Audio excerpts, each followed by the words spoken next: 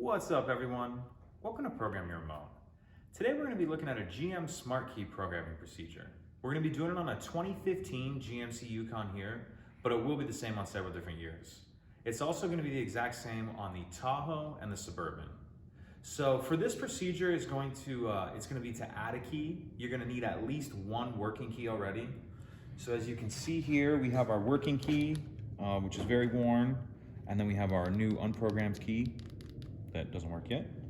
So we're going to put that unprogrammed key away for just a second, and on our already working key, we're going to take the emergency key out of the bottom. Hang on to that for just a second. We're going to take the working remote that we just took the key out of and put it in the cup holder. So we'll just put it in there and leave it. Now we're going to take the key that we just took out of it, put it in the driver's door, and we're going to turn it to the left or counterclockwise 5 times. 1, 2, 3, 4, 5. Now, if we look in here, we're going to see it says ready for remote 2.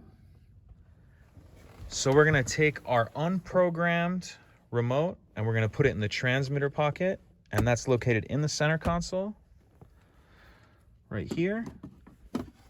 So once you have that in there like that, you want to come over here and push the stop start button 1 time.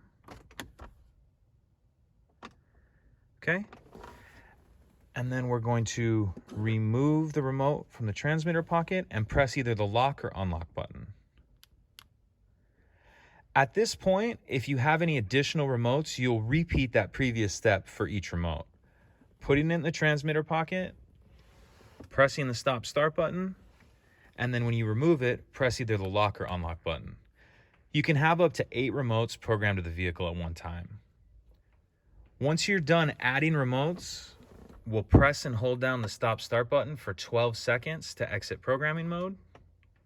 1, 2, 3, 4, 5, 6, 7, 8, 9, 10, 11, 12.